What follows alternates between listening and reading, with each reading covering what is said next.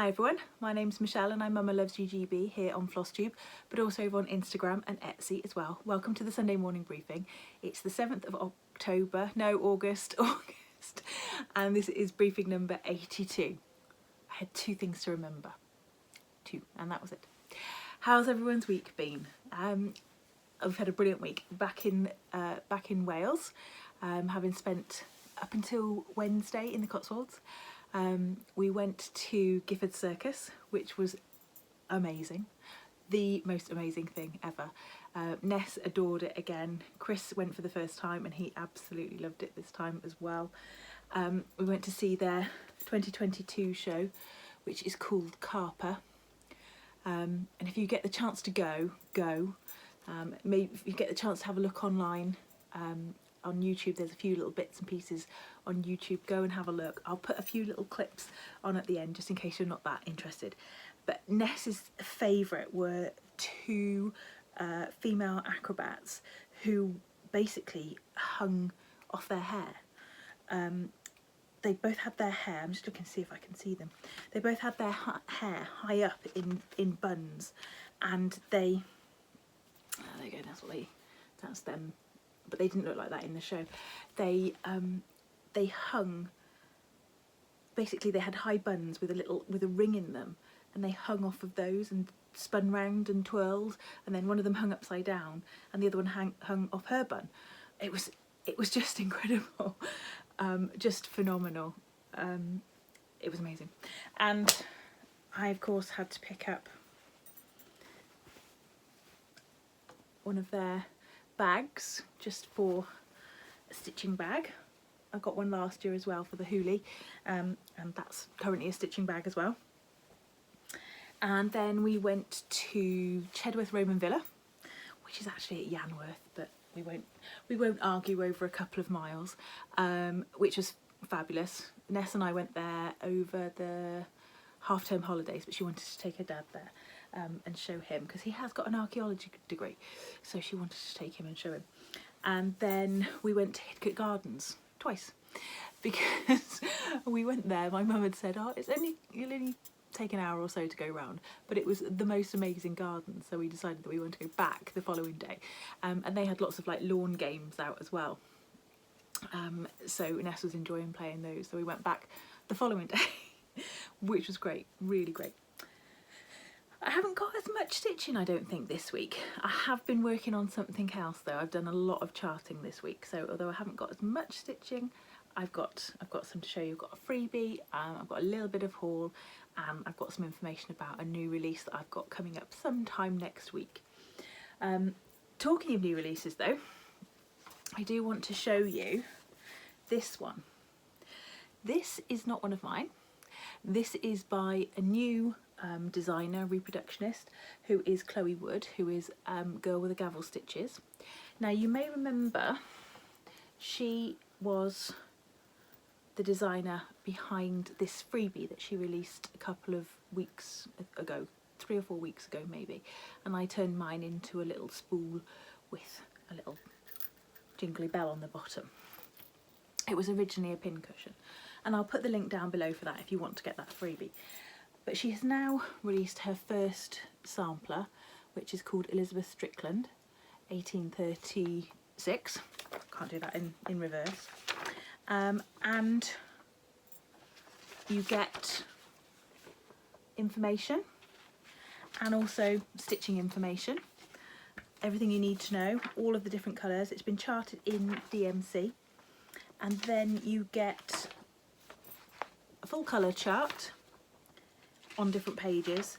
You also get a colour chart on a single page if you want to put it into a digital, like an iPad or something like that, and just be able to read off screen. And you also get a black and white full page as well. So you can go and get that from Girl with the Gavel Stitches, and I will put all of the information down below. But it's a beautiful sampler. Elizabeth Strickland, aged 10 years.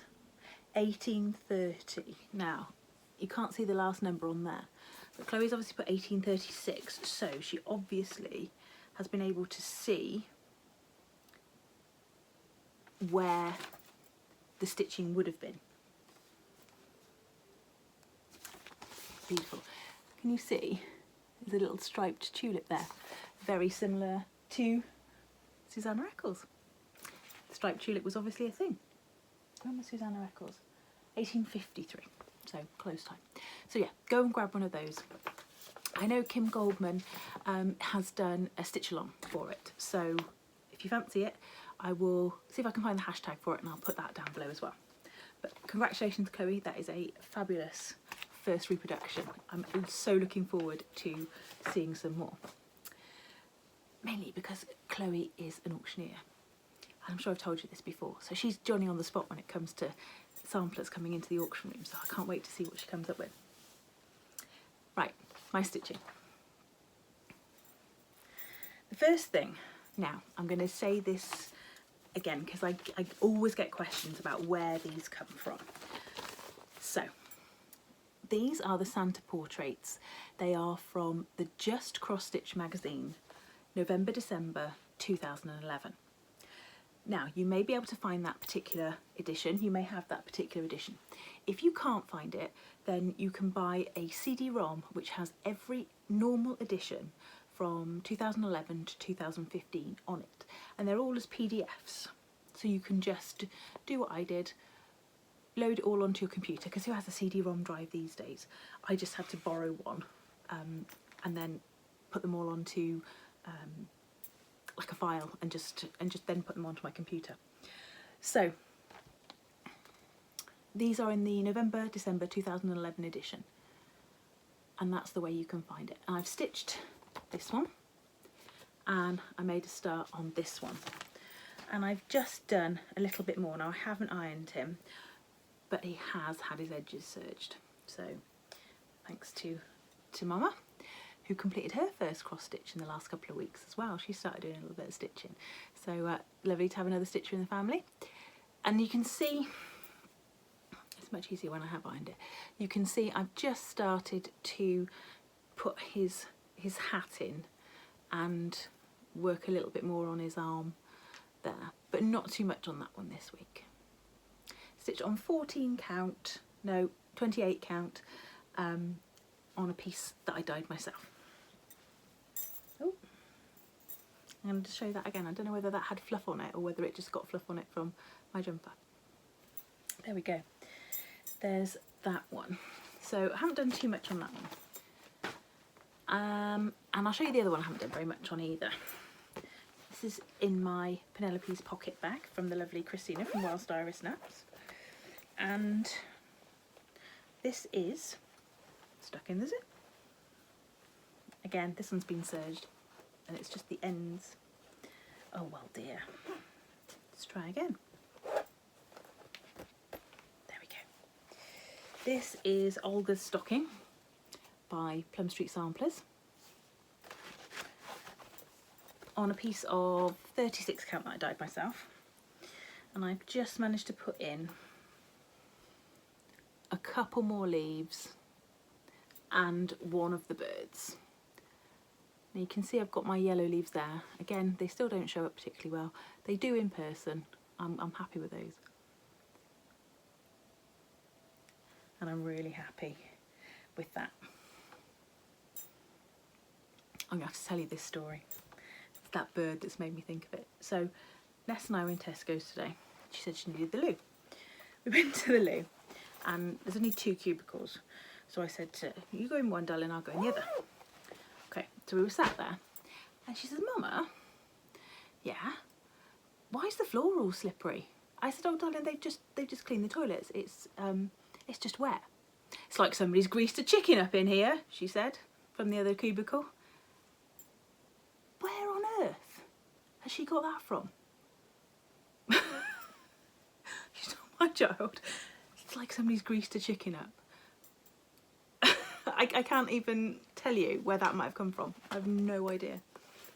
No idea whatsoever, but they come out with these little gems, don't they? Now this is the one that I have actually done some work on. I just need to find the right copy. So this is my Tiny Modernist. There it is, Stitch Along. Halloween stitch along. So it actually came out on the 31st, so I was super excited to get this because I've been waiting for this. And it's the bottom of the crystal ball, and you can see it's these stack of books with a pumpkin and a skull. So I got to work pronto on this one, and I haven't finished it, but I have done, I'm pretty pleased because I've done a good amount of, let's see if I get it there, we go, a good amount of the outlining. So all the books are pretty much outlined. The pumpkin and the skull are in place. I've started to put some of that along the bottom, and I've nearly finished stitching the potions book. Now, for some reason I decided that that lettering should be grey and not black, and then I realised it should have been black, and I was like, I'm not taking that out. So the lettering is going to be grey on the top one, white in the middle. Ooh, caught me in a whiz. White in the middle, and then the proper black on the bottom. But yeah, really happy with that one, and I should be able to put in the spider. I shouldn't have to do too much counting, which is why I left it out in the first place, because it was just far too much counting to be done. And whilst I was on the Tiny Modernist site, is it in here? Yes, it is. I was kind of thinking, well, what am I going to do with my other half of the fabric? Because I really, that's the back. There we go. I really like this grey fabric that I dyed. And as if by magic, Tiny Modernists have come out with another Halloween themed. And this is the Edgar Allan Poe tree. Now, this isn't printed out in black and white. It is in black and white. So you've got a black, a grey and a white. And this is what it looks like, which I love. I think that's phenomenal. So that is going to be started on this. I think the other one I thought it would look really good on would be a blue. So I might have a look at, if I see if I've got a blue. I might have a Fox and Rabbit blue actually from their Fabric of the Month Club. But if not, then it's definitely going on the back there. And that's all she wrote for the stitching this week. There is some massive moth flying around in here. I like getting dive bombed. I think I'm getting dive bombed. I'm not a big fan of moths. Right, another little random aside. Now, what I'm going to release this week, hopefully. Hopefully it should be this week. So if you're interested, if you just favourite my shop on Etsy, then you'll be notified when I put it up for sale. I have got 3 red samplers. And what I wanted to do was like an English schoolgirl series. So what I decided to do is to put the 3 samplers together in one pack. So I'm going to introduce you to all 3 of them. I put one of them up on Instagram, and that's the one in the frame. So hopefully you'll be able to see her. Now this is Fanny Lacey 1882. Now there was some tittering. English name Fanny is associated with other things, shall we say. It wasn't always, but it is more naturally. And so when I put her up on Instagram, there was a couple of English ladies, British ladies, having a little titter at her name. Now, we love a Fanny. We do love a Fanny sampler. So this is her. Now, she is the only one that isn't completely red, but I thought she sat well with this little collection that I've put together. And one of the things I liked about her, and actually about one of the other samplers, were the italic alphabets. So you've got italic alphabets, you've got some fairly straight alphabets, uppercase, lowercase, this lovely border, and then she stitched her name in 4-sided stitch. Now unfortunately I can't find her. I can find several Fanny Lacy's, which I thought was quite unusual because I thought there's that moth again. I think it's outside. I thought that was would be quite an unusual name, but there were several Fanny Lacy's born when this lady would have been born, or this girl would have been born. So I can't really narrow it down. But this will be her front cover, and she is 143 by 143, and she is stitched on approximately a 32 count as she is there. And there are 5 DMC colours.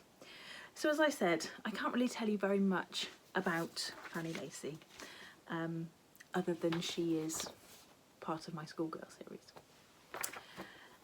Another one I can't tell you much about, and you may be able to help me, is this second one. Come here.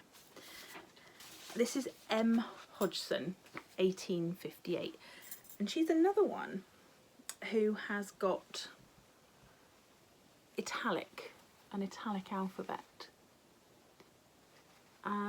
She's pretty much all there. There are some losses up there, and she's got another bit of a hole up here, but in general she's in pretty good nick, and she's actually backed, and I think it may have been a pillowcase, and then hemmed around with just a very small bit of binding, which I thought was a really lovely way to finish samplers that you're not framing. So I might have a go next time I stitch one. I might have a go at that. Now it says M. Hodgson, aged 11, August the 13th, 1858. And at the bottom it says Mead School, which is, I guess, our biggest clue. I've tried to find Mead School and I can't for certain find it. I can find schools which are the Mead School. I can find other schools which have Mead in their name, but nothing that I would definitively say is Mead School that I can then kind of jump off to try and find M. Hodgson. So if you've heard of Mead School, about that time, 1858 she stitched that, then please let me know and I'll see if I can narrow it down any further. This is, stitch count wise, the biggest of the samplers, because this is a 46 count. It's absolutely tiny, and it's stitched with quite a pinkish brickish red, if that makes any kind of sense. It's not a bright red, it's definitely kind of pinky brown. And this is what she looks like, and she is 213 by 140. And again, I can't really tell you very much about her, as I've said. I've given you a suggested DMC colour for her as well, which was 356, if you wanted to stitch her in that kind of pinky colour, but obviously with red samplers you just pick your favourite red, pick whatever you like. And the last one of the 3 of this schoolgirl series is May Modridge. Now I think I've showed you May Modridge before, but this is May, and she is 196 by 153, and she's basically stitched on a 24 count because May was only 7 when she stitched this. Her name was actually May Emma Isabel Modridge, and hers was backed with like a paper, kind of like a hem stitch over and then a paper. So this is May. It's quite discoloured in places, but there were 2 things that really drew her to me. The first, I think, was the verse, which I just thought was so sweet for a 7-year-old to choose. It says, "The Saviour has invited the youngest to his love, and deigns to smile delighted upon them from above." And the other thing that really attracted me, just fold it like this for now, is that she spelt her name wrong. You can imagine that that's how she would say it, Modridge, Modridge, Modridge. So she's put 2 D's in, but it definitely doesn't have 2 D's in it. I was given some information when I bought this sampler, and I have checked the records. There are no May Modridges with double D, they all are a single D. So I've been able to find her, I have been able to find her, and she comes from the Camberwell, Hackney area of London. I think she was born in Camberwell, because it doesn't actually say for her, but her brother and her other sibling, so one either side, were born in Camberwell, and then the rest were born in Hackney. So her father was called Montague Seaward Modridge, which I thought was a fantastic name. And I thought, oh, it's going to be something fancy. But he was originally listed as a commercial clerk, and then a bit later on he was listed as a greengrocer. And her mother is Emma Elizabeth Argyle Connett. And her family have all got great names. So her siblings were John Montague, Hubert Sidney, Owen Percy, Mabel Argyle, Nora Connett, Amy Alice and Nellie Hilda. And I think they're brilliant. Now most of them actually lived to be a really good age, and May herself lived to be 81. The only one that died very, very young was Hubert. He died in the same year that he was born. So I just love her, and I found the quote, where the quote is from. It's actually from a Sunday school hymn book, and the title of the hymn in the hymn book is called Infant Praise. So I've given you, if you'd like to read the full verse, or the full verses. I think the closest colour for her is 3777, if you wanted to stitch her on something close by. So that bit's all done. The bit that I haven't done is I've got an idea for a design for a really sweet little pincushion, and I just need to stitch that up. So I don't think it will take me too long, and then I'll photograph that, chart that and put that in. So I'm hoping midweek for these. So if you fancy them, then they will be in my Etsy shop. I'm going to put a price, I think, of £12 for the whole collection. So hopefully not too expensive, and you'll be getting 3 samplers and a little pin cushion to stitch as well. Etsy does its own thing with tax, so it will add whatever tax needs to be added in your particular country. So I'll set my price at £12 and it will then do what it needs to do for the rest of the world.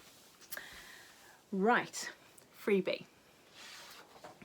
Now I've chosen this one from Hands Across the Sea Samplers, and I can't remember if I've shown it to you before, so apologies if I have, but I just really liked this little sampler. I think it popped up in my Instagram again. It's been out a while, 2016 I think it says on the bottom here, but it's just a little cartouche, and it says, "This work I've done to let you see the care my parents took of me. When I am dead and in my grave, I hope this piece of work you'll save." So that's there. Got a little bit of haul to show you. That doesn't include the 3 samplers that I bought. I'll save those for another day. One of them's from the Fella collection. I'm very excited about that one, but I'll save those for another day. Let me show you this. I picked this up from B&M today, and it's one of these kind of little hanging signs. What does this one say? Good friends are hard to find and impossible to forget. Very true. However, I've used these before, because what you can do for your pieces, your stitch pieces, is to mount them onto a piece of foam core and then just set them inside there. And the reason I bought this one is because I have this little, it was a little freebie, and I'll have to see if I can find where it came from. I know it was a freebie from a Facebook group, and I did share the freebie at the time. Sorry, I'm just doing a little bit of folding because it does fit if it's nice and tight. Oh, you'll just have to use your imagination. It does fit.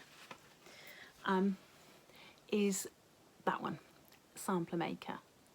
So once it's onto a bit of foam core, I'm convinced it will fit perfectly in there, and so I'll be able to hang that up.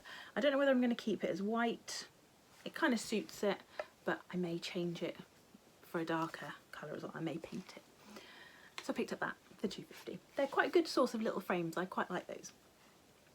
And then I just picked up some charts, 3 charts, yeah, 3 charts from like a stash and load. So when I say stash and load, people sometimes aren't sure what I mean. So if you go onto Facebook and search for cross-stitching stash and load or crafting stash and loads, you tend to find these groups where people publish charts that they're finished with. So I picked up 3. So I picked up this one by Brenda Gavel, which is Collection 2, a Sampler Petite. So it's just very small little bits of a sampler for small frames, which I've liked for ages. So I grabbed that one. Of course, you don't need this chart. You can do that for any sampler that you've got. You can take any chart that you've got and stitch just a part of it. It doesn't have to be the whole thing every time. I picked up Autumn Drum by Kathy Barrick because I have the spring one and I might buy the summer one, and I'm not sure if the winter one's been released yet or whether that was the first one. I'm quite late to the party on those. And then I picked up a Prairie Moon as well. This is called Garden of Skulls,